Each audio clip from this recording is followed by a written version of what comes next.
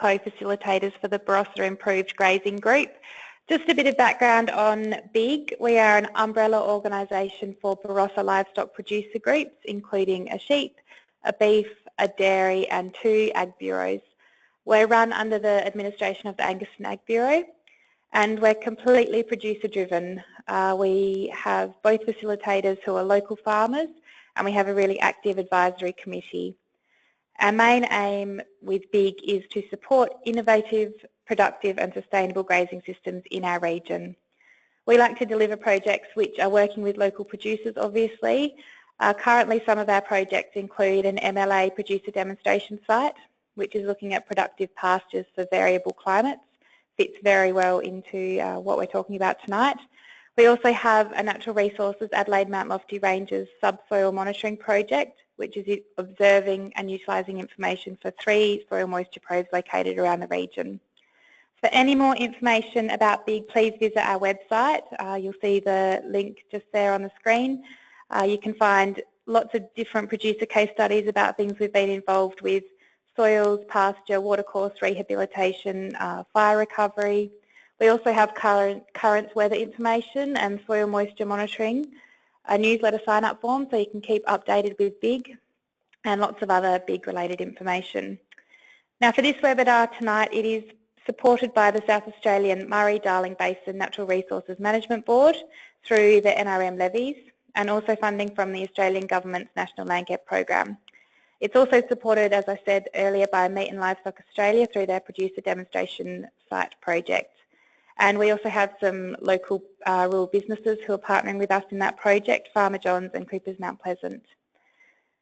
Now for this webinar, as farmers we all know how variable the seasons are becoming. We're looking for rain here at the moment. We need to be able to work with the forecasts and with what the season's bringing us, so that we can not only make the most of the opportunities that are presented to us in our grazing systems, but we also need to look at ways that we can manage the risk and whether we can reduce the risk or whether there's an opportunity to turn it into something that can be profitable for us. So providing us with a bit of an overview on how we can do this tonight for this upcoming season, we have our local consultant Hamish Dickson. Hamish is a principal consultant for AgriPartner Consulting and has over 15 years experience in the ag industry, working in roles both on-farm and off. He has specialist knowledge on ruminant production systems and is regularly called on to assist with advice, training and research in sheep and cattle nutrition, management and financial analysis. So just before we get into the nitty-gritty with Hamish, I'll hand back over to Carlin, and she's going to have a couple of poll questions quickly to get us started. Thanks, Carlin. Thanks, Georgie. Just to get us rolling and to provide some context for the session this evening, if you'd like to answer the question on your screen, where are you listening from tonight? Just click away on the screen for the option that best fits you, and then that'll just add some context for Hamish as he's delivering.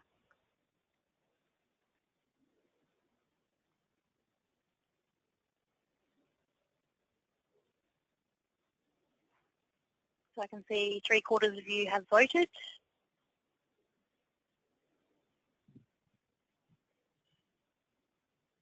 All right, that's nearly everybody.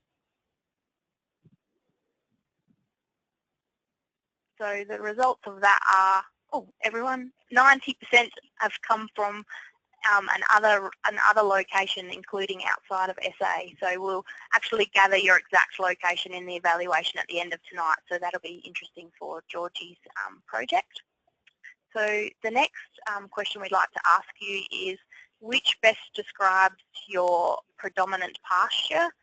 Are you a perennial pasture system or an annual pasture sown in a feed in a cropping rotation? So again, if you'd like to click on your screen to give us some background information there.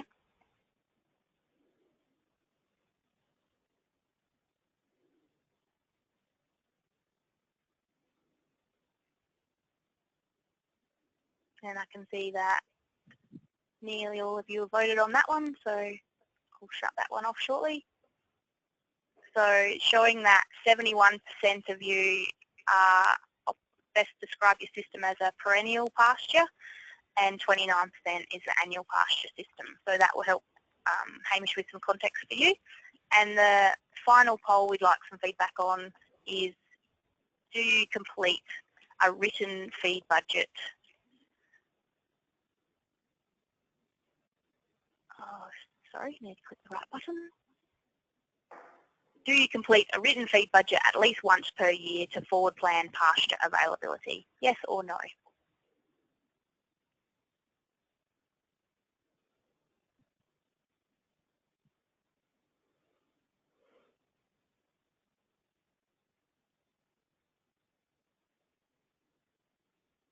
Okay, I can see the majority of you have voted there. So the weight of those results is to the no. 86% of people don't complete a written feed budget at least once per year. So that's good to know. Some feedback for our presentation tonight. So I'm just going to pass the baton across to Hamish, and we'll be able to see Hamish's screen. Welcome, Hamish. Thanks, Carlin. That's great. Can you just see that screen now? Just check we're all good. All good. Excellent. Not a problem. All right. Look, thanks, Carlin, for the introduction, and to Georgie and the BIGG group for, I guess, the invitation to speak tonight. We're going to really go through a little bit around looking, I guess, at the season in front of us and how do we identify some opportunities that may be presented throughout the season. Where does feed budgeting come into all of this discussion as well? And it's really good that we've actually had the opportunity to do some of those polls beforehand to look at what the reality is in terms of people undertaking feed budgets. To have 86% of us say that we don't regularly undertake written feed budgets is not all that surprising. It's something that doesn't happen as often as it could or possibly should do.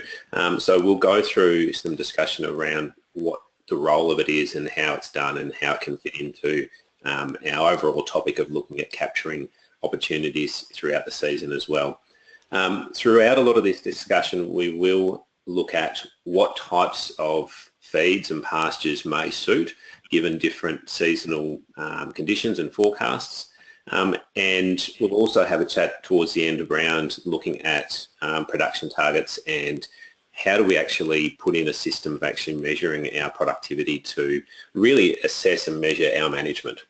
It's measuring the overall productivity of the whole enterprise, but that's really a reflection of how well we are managing our systems as well. So we'll go through all of that. We've got about 20 minutes or so to go through, I guess, the core presentation tonight, and then there is some time afterwards that's been allowed in terms of going through some Q&A from yourselves. So if you have questions throughout the presentation, please, as Carlin said, put them in the notes and put your hand up, and we can address those towards the end. Especially with quite a lot of those of you that are online coming from outside of the Barossa and particularly even outside of SA, there will be some information and there will be some queries that you might have that address sort of different production systems to what we're talking about here today, and that's quite fine to go through those afterwards. A lot of the principles that we'll be going through aren't particularly specific to just, you know, a South Australian Barossa or mid-north type scenario. They're broad principles that apply equally to sheep and cattle, and whilst we'll have some focus on a few sheep examples, the principles of how they work equally apply to cattle as well. So getting into it, at this stage of the season, where we're at is that we are seeing right now some indications that there may be some rain, particularly on the eastern side of Australia. For South Australia, that may or may not eventuate. We've certainly seen some fairly big forecasts coming through just recently saying that we will get reasonable amounts of rainfall coming through, but it hasn't eventuated. So whilst these forecasts are here at the moment, we need to be conscious of the fact that in terms of what we're looking at for projecting further forward and trying to capture longer term opportunities, the here and now of what's going to happen today or tomorrow is less relevant. What we really want to be looking at is what is the current seasonal forecast, looking further ahead. And one of the things I guess tonight is that I'm not from the Bureau, I'm not a meteorologist. What we're going to go through is, given certain seasonal forecasts, how can we use that information to try and improve productivity within the systems? One resource that you can use if you're not aware already is that the Bureau of Meteorology has some very good short videos that provide a quick summary of the current seasonal conditions and what the forecasts are for the next 2 to 3 months. There's a link here, and we can probably send it out afterwards as well if you're interested in it. And they're very good short videos. These are just a couple of snippets out of the latest one, and in fact the new projection video will actually come out I think on the 25th of May, which will look a little bit further ahead than July 2017. So if you're interested in this, stay tuned and check out this video on that date. But this is just a very brief forecast for now. Welcome to the Climate and Water Outlook from May to July 2017. Although heavy rain fell across parts of Australia over the past month, some areas, such as Western Queensland, have once again missed out on summer rain. Outlooks suggest a warm and dry season ahead. So in summary, the El Niño watch continues. Rainfall is likely to be below average for much of Australia, near medium to high stream flows across the east, and temperatures are expected to be warmer than average. For more details, visit our website at bom.gov.au/climate/ahead. Okay, so basically it's very short and simple at this stage, and given that the forecast at this stage is suggesting that it's going to be a fairly warm and dry winter and possibly early spring, some of the things we need to think about is what are the opportunities that are available to us. And one of the ways that I really look at the core of how we assess this is what are our main drivers of productivity. And for us, it's all about moisture. How we utilise that moisture in terms of how we grow feed and how we utilise that feed is up to our management. But one of the things we need to be really conscious of is monitoring the rainfall that we do have and thinking about how that will project forward in terms of the pasture growth that we can achieve. So this year, we've certainly had good levels of early rainfall. This is just showing us really our monthly spread of rainfall for a median year, which is the grey bars, and for 2017 in the yellow. So you can see that for a location in the Barossa, somewhere like Tanunda, and in fact for a lot of areas throughout South Australia, and especially in the mid-north region, we have this very winter-dominant rainfall pattern, which is not too surprising. We don't get a lot of rainfall throughout the summer, and even that sort of early autumn period. It's not until we start getting into April, May that we start to get that increase in rainfall. So whilst this median is a pattern of winter rainfall, you can see that in 2017 we have actually had quite good early rain. You know, throughout January, February and April we've well and truly exceeded the median levels of moisture that we'd normally expect. The other thing just to keep in mind, and this is probably particularly pertinent for those that are outside of SA, is that often when we're looking at different pasture species, sometimes we'll look at pasture species that are more suited to a summer rainfall system. So we need to be careful about comparing or potentially bringing in different pasture species from regions outside of our area here that are better suited to a different rainfall pattern. Certainly if you go to somewhere, say, from central New South Wales north and northern Australia, where we start getting into more even rainfall patterns throughout the year, or even into summer dominant rainfall patterns throughout the year, it means that the pasture options that are available to us or available to them can certainly change quite a bit. And that's one of the things that I often see working with a lot of farmers and clients, is that we might be looking at different fodder crop options which are highly suited to growing throughout that sort of September, October, November, December period, or even into January and February.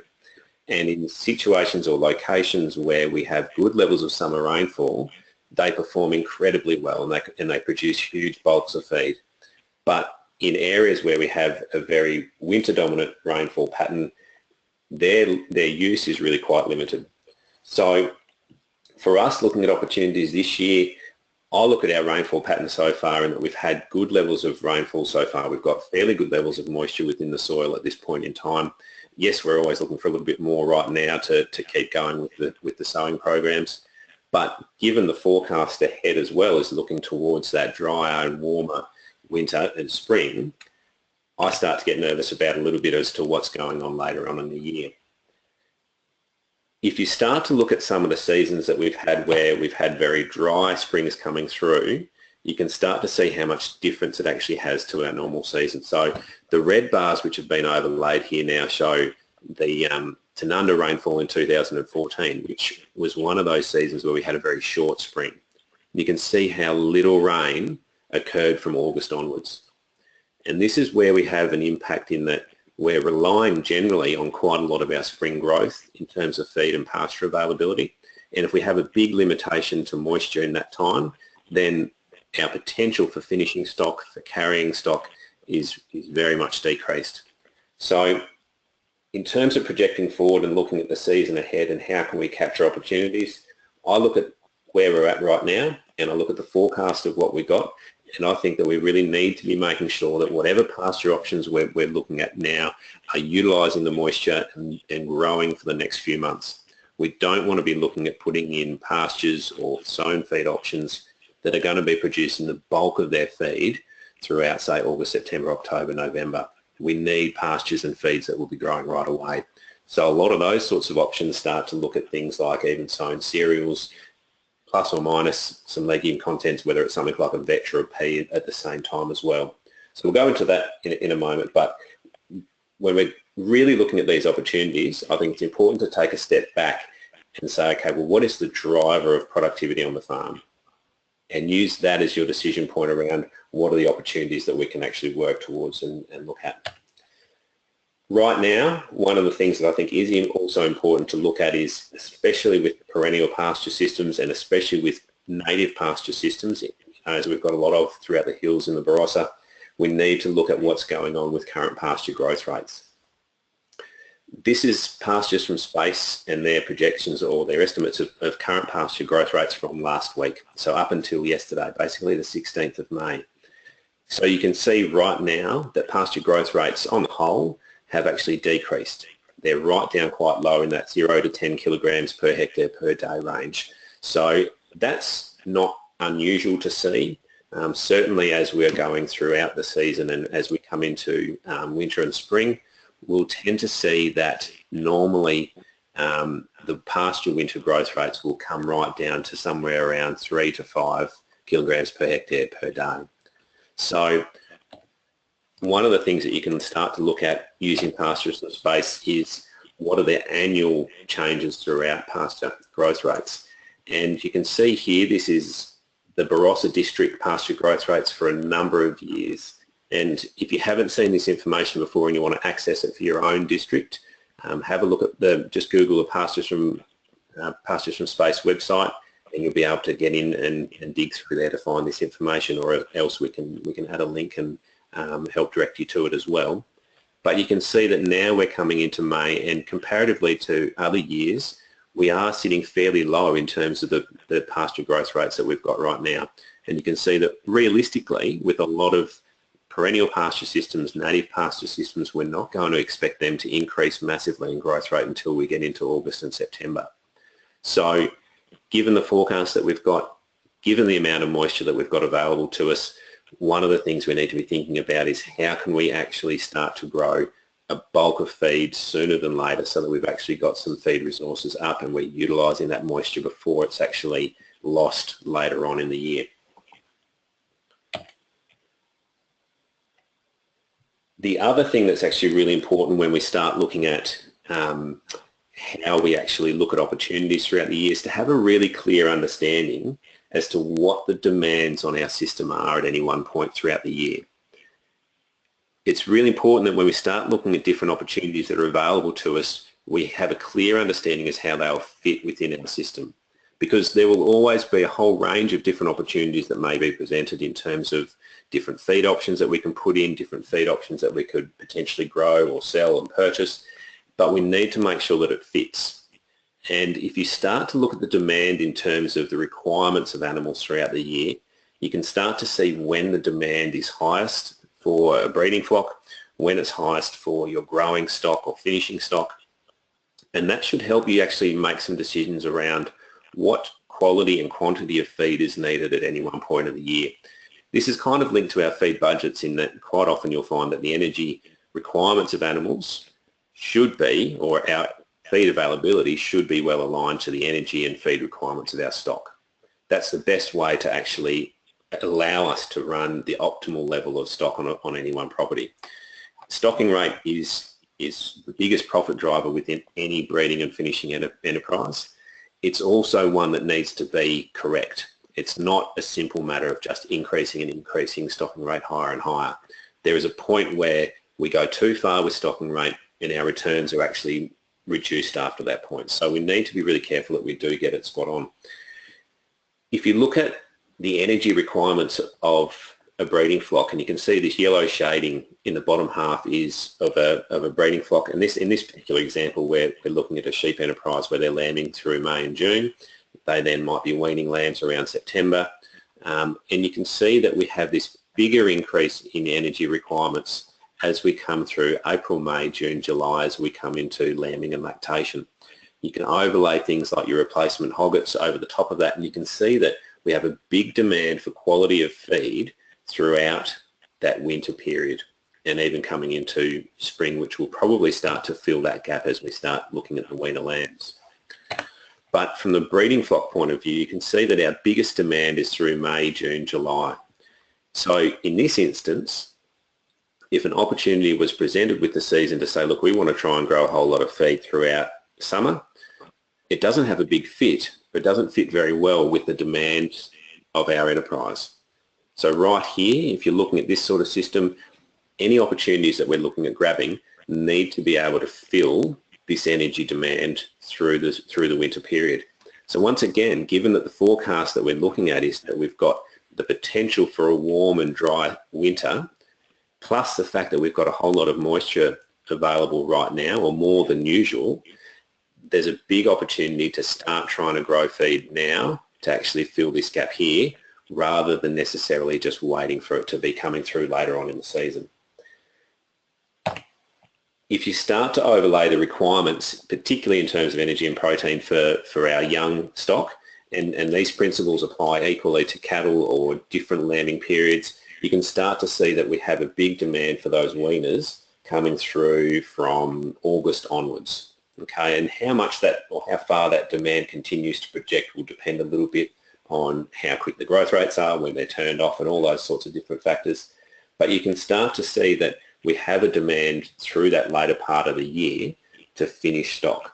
So one of the challenges will be, how do we do that if we end up with a warm, dry winter and spring? Because we won't achieve the same levels of pasture growth, of feed growth that we normally have to finish those animals in a typical season. So we need to look at how can we capture some of the moisture, some of the rain that we're hopefully going to be getting in the short term, and carry a lot of that feed over till later in the year. One of the things we can be thinking about in that instance is, are there ways that we can actually grow a bulk of feed now and carry it all the way through? And once again, that starts to lend itself back towards something like even putting in the simple sown cereals, plus or minus something like a vetch in there. Because with those sorts of feeds, there's nothing wrong with letting those feeds go all the way through, letting them ripen, and allowing those feed resources to be available to stock as a grazing resource come November, December as dry, ripened crop. You know, you've got to resist the urge in that sort of situation to put the header through it, but that sort of system can actually provide very good quality feed for finishing animals. And in that sort of way, what you're doing is you're producing the bulk of your growth in the season that sort of plant and that sort of crop will grow, so through the winter and early spring. And you're not reliant on the rainfall that may or may not come later in the year. The other thing that's really important when we're trying to look at how do we capture these opportunities is we need to be able to work out what do we need to be looking at from a feed quantity point of view. With all of these sorts of discussions or these sorts of decisions that we're looking at, we need to understand, well, how much feed do we actually need? How much feed is required for our young stock? How much feed is required for our breeding flock? And to do that, we really need to be looking at undertaking some feed budgets. So we're going to briefly go through the process of these. They are relatively complicated, and that's one of the reasons why we actually don't find that they're done as often as they could or should be. Feed budgeting really is just a method by which we calculate out how much feed we currently have on hand, how much we expect to grow across the property over the next 3 or 6 months or 12 months period, and what is the demand in terms of the animal requirements that we have on hand at any one point throughout the year. The whole process is about being proactive in the decisions that we make. It's about being able to prepare for seasonal challenges, being able to prepare for shortfalls in feed availability, and likewise it's about being able to maximise our pasture utilisation, especially in seasons where we have more growth than what we necessarily need. So we've had some seasons like that recently where we've certainly grown a lot more feed than we've required, and undertaking feed budgets in advance can actually help us to project that surplus and allow us to utilise that feed through, potentially trading some stock, and that allows us to really utilise that feed earlier and sooner whilst it's actually maintained the best quality. As I mentioned before, look, stocking rate's really important in terms of our overall enterprise profitability. It's our biggest profit driver, so it's one that whilst there's some time involved in doing a feed budget, it actually makes very good business sense to do it regularly. The process is fairly simple in terms of actually just talking about it, but there is a lot of number crunching. It's a case of looking at how much feed do we have on hand right now, which is our feed on offer, our food.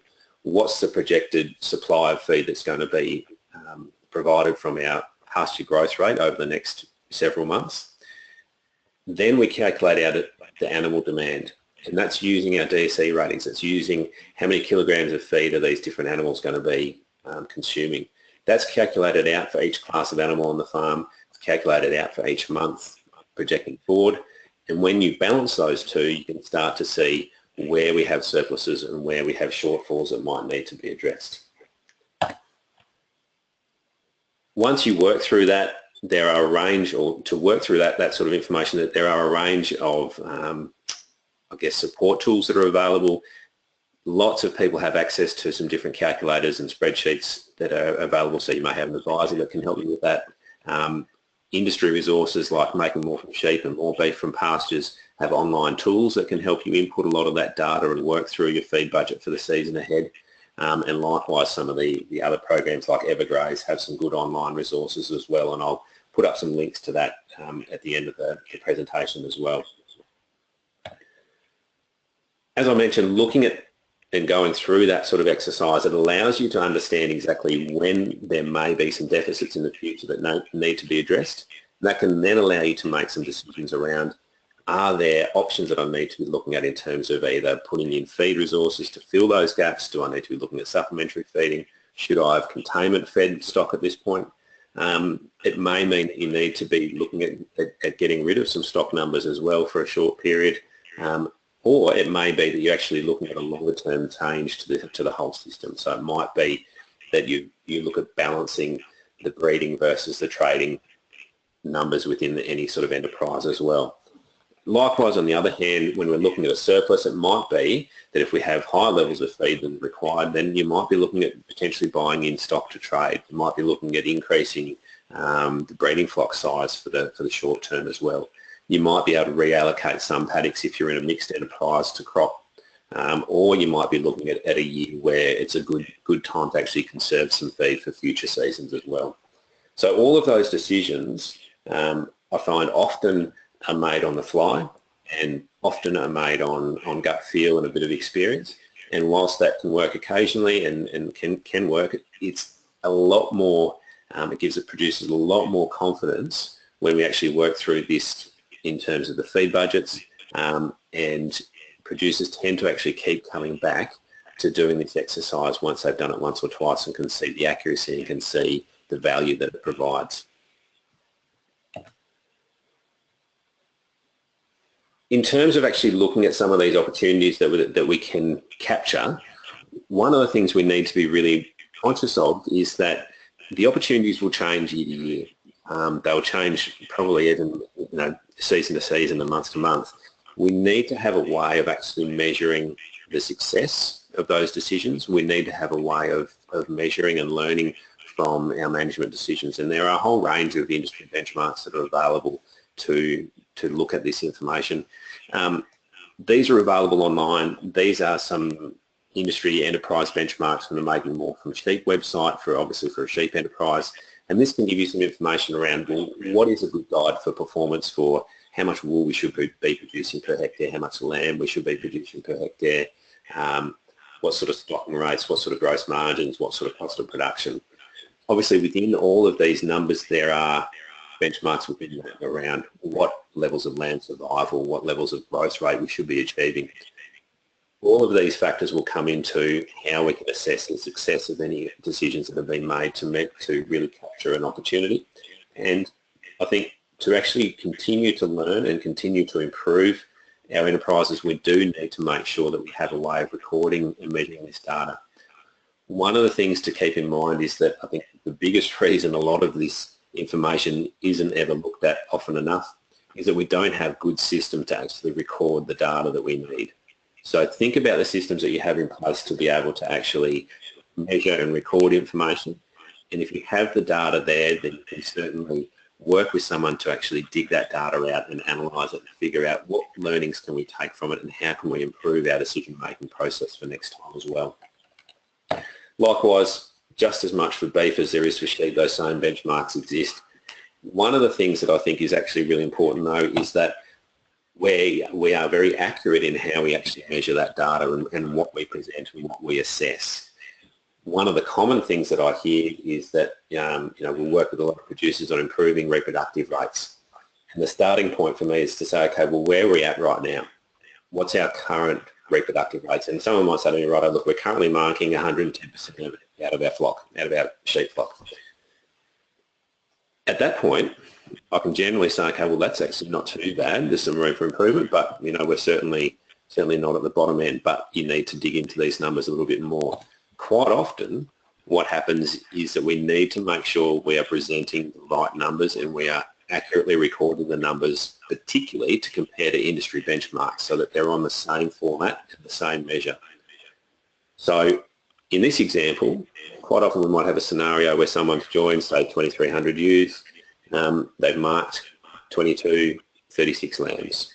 Now, that actually works out as a true marking rate of 108%. So it's a little bit of rounding up that's been done. But one of the things that commonly happens in this scenario is that someone's then said, oh, well, look, we did actually take the dries out because it was scanned. And we also had a few deaths that have come out. So the marking rate that we said has actually been calculated from the lambs over the ewes at marking time, not the ewes that were joined. So that's actually really important, because what that means is in this situation, we weren't actually marking 110%, it was 97%. So these sorts of little small differences need to be actually really clearly identified, because when we're actually looking at a lot of the benchmarks, we're looking at how do we measure the success of our decisions, how do we measure continual improvement within the business. We have to make sure that we're actually recording data, we have to make sure that we are presenting data in the right way, and we're presenting it in a way that's actually comparable to benchmarks that we're trying to set as well. So that's just one example. There's lots of different pieces of information that you might look at. The piece of information that's relevant is very much related to what the change in your system is looking at. So if we're looking at putting in an opportunity for, say, the weaners later on in the season, we're trying to look at a feed situation that can carry some quality feed for them later on in the year. The things that would be most relevant to that are things like, okay, well, has that decision actually allowed us to change the stocking rate of those lambs? Can we carry more on a smaller area? Is the growth rate of those lambs higher? And have they actually met market specs better? Are they in the right fat score? Are they actually achieving good value, good returns at the other end? So we need to be thinking about what the opportunity is and what value is there. So look, just as a brief overview before we sort of take a few questions and can get into a little bit more of the nitty-gritty around particular areas. When we're looking at opportunities for the season, the first thing is assess where we're at right now. How much moisture have we got? What's the forecast going forward? And then we can actually look at understanding some feed budgets to determine, well, where are we at right now feed-wise? Where do we actually require some feed in the future, given the forecasts that are available to us? And certainly we need to understand the enterprise demands that we have. When do we actually require high quality feed? When do we have requirements, or when do we have high demand from our flock or our herd? so that any opportunities that we're going to play around with, they have to align to that. They have to make sure that they're going to fill a really good gap, and in that way we're going to get the best bang for our buck of whatever decisions that we're making. Right now it's a case of use moisture. You know, moisture is one of our biggest drivers. It grows our pasture, which allows us to carry higher stocking rates, which is a big profit driver. So when we have moisture, we have to try and utilise it. We have to convert it to feed. So right now I'm looking at a situation where we've actually got some levels of moisture that we need to be able to utilise, especially with the forecast going forward, which is indicating that it's going to be potentially a warmer and drier season.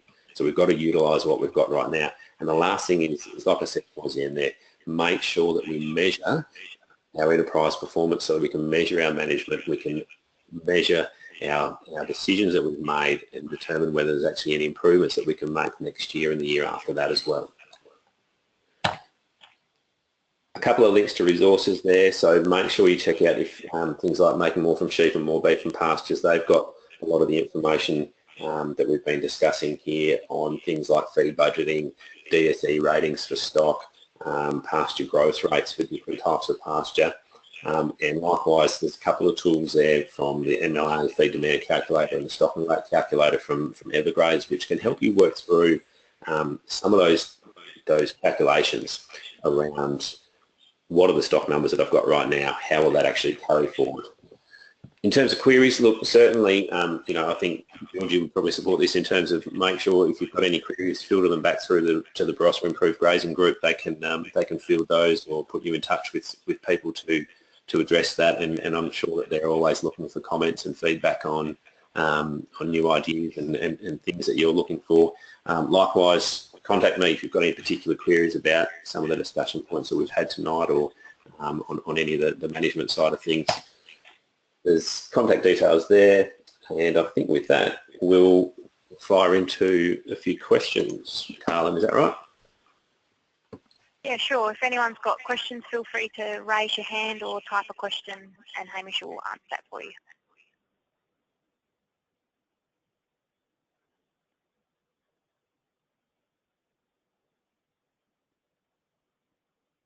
There was one a bit earlier, Hamish, that said, what options for January, February rain 2017, but I think we've probably addressed that as we've been going along. Yeah, look, it's a really challenging period, that sort of January, February rain. A lot of it depends on how much we get as to whether we can actually grow any feed of worthwhile nature out of that. This year, you know, the rainfall that we did have, it pretty much just generated a whole lot of weeds and rubbish. From the livestock point of view, you know, it just grew a lot of heliotrope, a lot of potato weed, a lot of stink grass. It wasn't anything that actually contributed a lot of good value to stock. In terms of utilising that as an opportunity, there can be times when there may be a way of actually scratching in some feed quickly, but you've got to be able to make some projections and decisions around how much feed you're going to grow out of that. If you're only going to get, you know, 6 or 8 weeks growth out of it and it's going to get burnt off again because we're still, you know, in the summer period, then the likely, I guess, reward out of the cost of that, the likely amount of feed that's grown compared to the cost of putting it in is probably not going to be worthwhile. If the seasonal projections, you know, at that point seem to be that you know, we're not getting huge heat waves coming through and you may continue to get some growth out of that even for 2 or 3 months, then, you know, it may well actually provide a return. And working through that's a method of actually looking at what the cost per tonne of dry matter of feed produced is. So that's one way of actually working that out, and that can give you a pretty clear idea of whether it's worth it or not. And likewise, you know, consider your feed budgets in that situation. How desperate are you for feed at that point in time? You know, if you're in a mixed system where you've got plenty of stubbles available to you, you know, it may be that it's not completely worthwhile. Or if you are very short on feed and a small amount makes a big difference, then the value is quite different.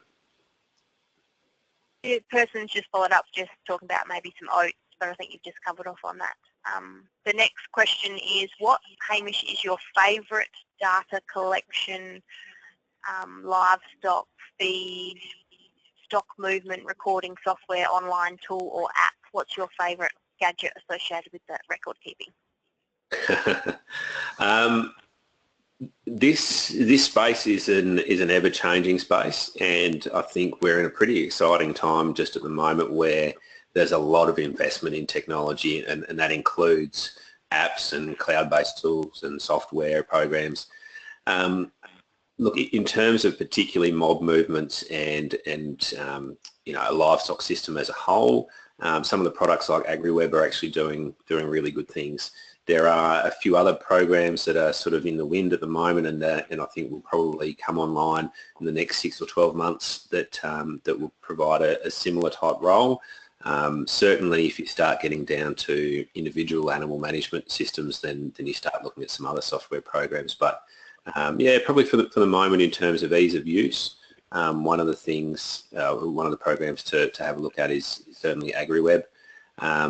One of the things just to be really conscious of, I think, going forward, and I say this to quite a few clients, is be aware going ahead, and this is a longer term discussion, is that, you know, your data is really valuable, and it's a valuable resource to you as a producer, and it's a valuable resource to many other people as well. So make sure you understand where your data is being held and for what purposes at the same time.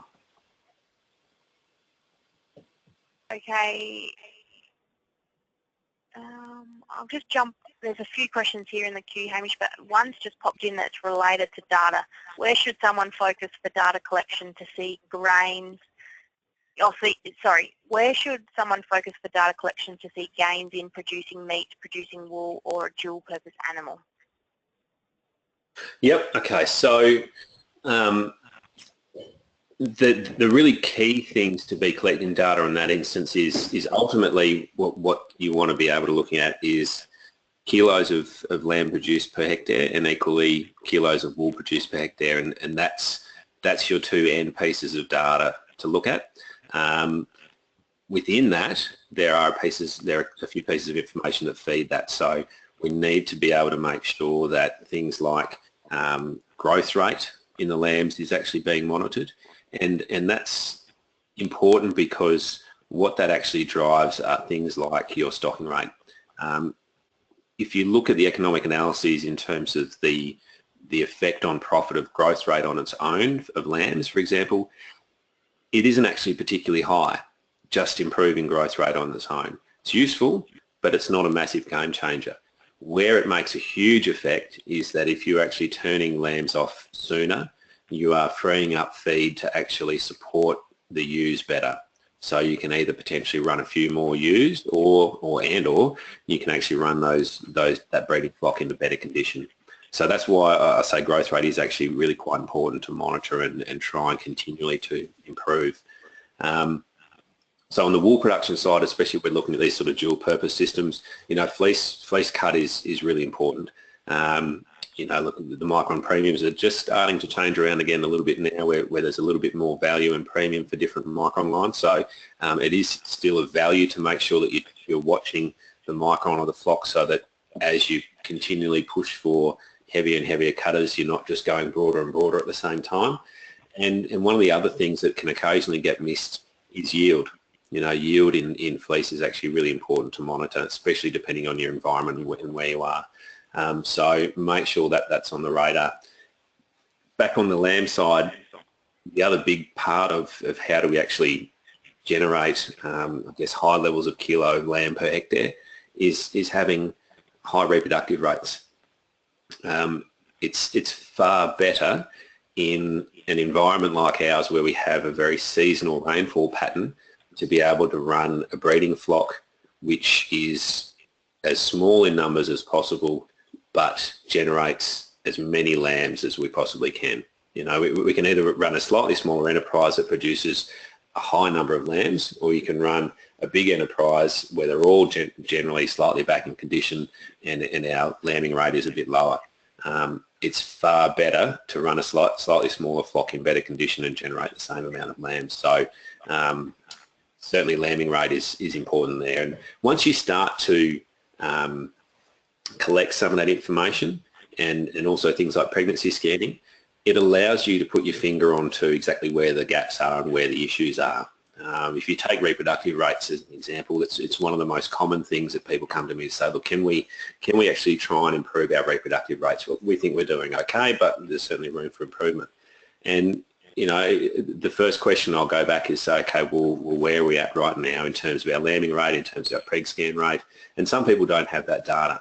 If they do, that's the information that we need to put our finger on exactly where we can make improvements, because if we know that, for example, our conception rates are actually really good and our marking rates are comparatively lower, well, we know we need to address a lot of our management and a lot of our management decisions around lambing time, you know, because the lamb losses are the issue. But if, for example, we've got a flock that's, you know, say marking the 110% and they're scanning at 120, 125%, well, the reality is they're getting quite reasonable levels of lamb survival, but we're not getting high enough conception rates. So all of our management, all of our focus needs to go back to that joining period to actually make some difference as well. So that's the sort of data, and that's the importance of it. I've got some cattle questions here for you, Hamish. Yep. As a percentage of livestock body weight, what is a good estimate of intake on a daily basis of a young growing steer?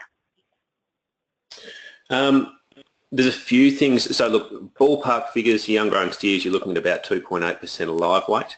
How much they actually consume is also a little bit dependent on the fibre content. Well, there's a few factors. Fibre content of feed, moisture content of feed can affect it as well.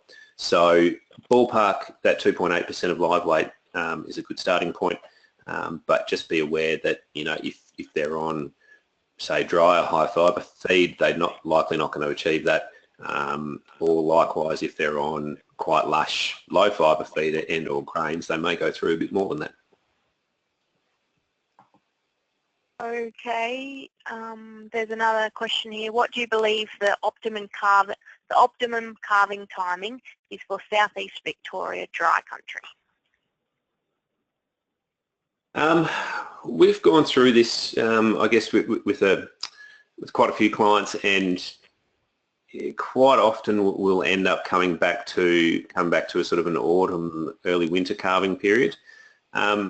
It does vary a little bit client to client, and it's not necessarily one rule for everyone, in that there are different aspects that come into play, and certainly feed availability and getting that aligned to really optimise stocking rates is part of it. But we do also need to be relatively conscious of things like labour limitations, any other enterprises that are on the property at the same time.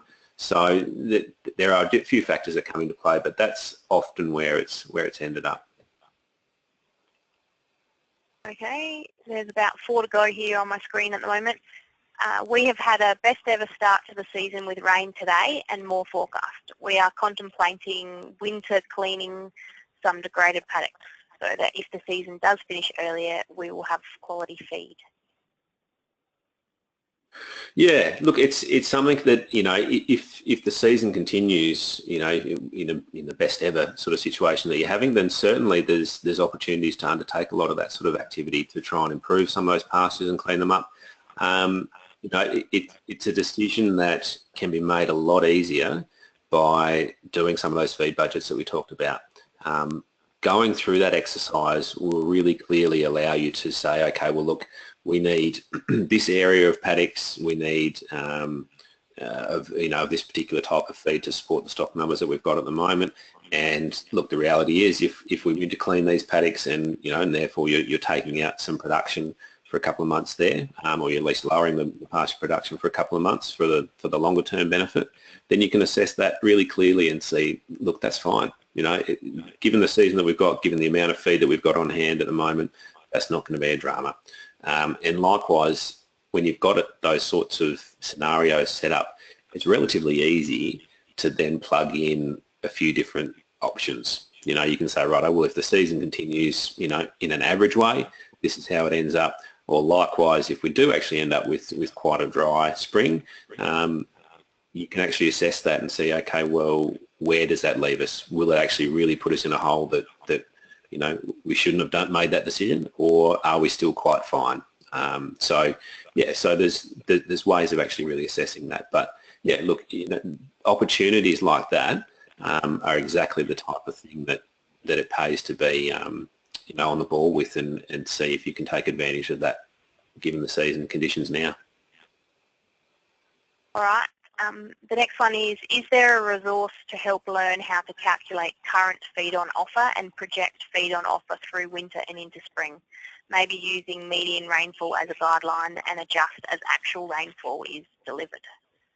Yep. So the things that I would recommend to look at is in terms of current feed on offer, have a look at the AWI feed on offer library. If you Google feed on offer library or FOO library, it will come up with a website which gives you a whole lot of photo standards for different types of pastures at different amounts.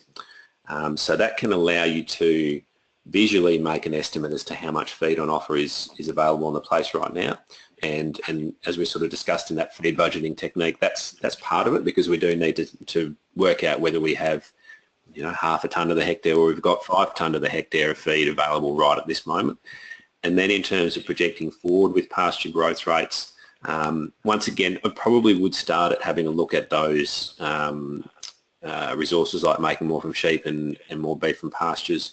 Within those websites, there is information available on the typical pasture growth rates of a range of different pastures in different regions. So it will take it down to different states and different regions within those states, so you'll be able to see that. So yeah, I think Carlin's just put that information up there now. So there you go. So it's, for the feed on offer, it's www.feedonofferlibrary.com, and there's some information there.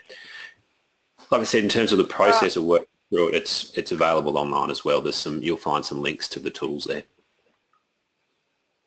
Okay. There's just 2 to go here, Hamish. In a pasture-fed beef enterprise, selling beef raised using pasture or grass only, no grain, what crops can be planted to give summer feed? So with no grain, I'm not sure whether there's a bit of a pasture-fed assurance basis to that, whether we can't actually go with any grain there at all in this particular place. But certainly from a summer option, depends on environment, but I'd be looking at potentially trying to still grow a lot of that feed through winter and or spring, especially in a season where there's better projections for the spring rainfall, because the reality is if you're located in somewhere like the Barossa or the mid-north of SA, where we have a very seasonal rainfall pattern, trying to rely on a summer feed resource to grow is a pretty risky strategy. And the reality with a lot of the summer fodder crops that come into play, things like forage brassicas and even some of the millets and those sorts of things, they grow very well, very, very well where we have late spring and summer rainfall, but it's often the seasons when we don't have that rainfall that we're actually really looking for them. So I would still be looking at actually potentially putting in some options. Even rye clover pastures can actually keep producing relatively good levels of feed through that sort of even October, November if rainfall's still a little bit limited, provided they've actually been set up quite well through winter and early spring. Otherwise, then I'd still be potentially even looking at a sown feed option, whether it's some cereal with likewise some vetch in there or something like that as well for a little bit of protein coming in. If you're in the environment where you've got lucerne, look, certainly some contribution of that, not necessarily all, but a part lucerne in the mix can help provide some quality and some growth if you do get that summer rain at the same time. Okay, the last question tonight, Hamish, is a urea question, and it's got multiple parts to it, so we'll see how we go. We might need to email this person afterwards and maybe ask offline, but I'll see how I go. So Would it be better to spread 60 kilos a hectare twice a month apart, or put 80 kilos a hectare on once right now? I will probably say we might take that one offline a little bit, partly because I'll actually also put them in contact with someone better qualified than me to tackle that comment at the same time, especially given the time right now. Yep. Okay, no problem. So we'll park that question and we've got that in our system and we'll follow that up with that person offline. So that's all the questions we've got at the moment. So thanks everybody. If I just want to, is there any other final comments you wanted to have to wrap up, Hamish? No, look, I think we'll leave it there. Thanks again. It's been really good. Awesome. Just before we go tonight, I just want to do a plug on behalf of Georgie. Georgie, do you want to talk about your event coming up in June? Yes, 22nd of June, it's a Thursday, to carry on from this webinar, looking at the way that we can make the most opportunities for this season. We have a climate, preparing for the climate workshop. It's being held in Maculture in the Barossa. We've got all these different speakers that you can see up on screen, Dr. Peter Heyman, Dr. Jason Tromp, and also a Nuffield scholar, Robin Schaefer, mostly livestock related, and it will be a brilliant day. Limited at 20 people, so you can go to our website and get information about it that way, as Carlin has done. Also, in wrapping up for tonight, I would like to thank both Carlin and Hamish for pulling this webinar together. As a farmer, the information that Hamish just provided us with was brilliant. I've got heaps and heaps of notes to take back to my group, and so thank you very much.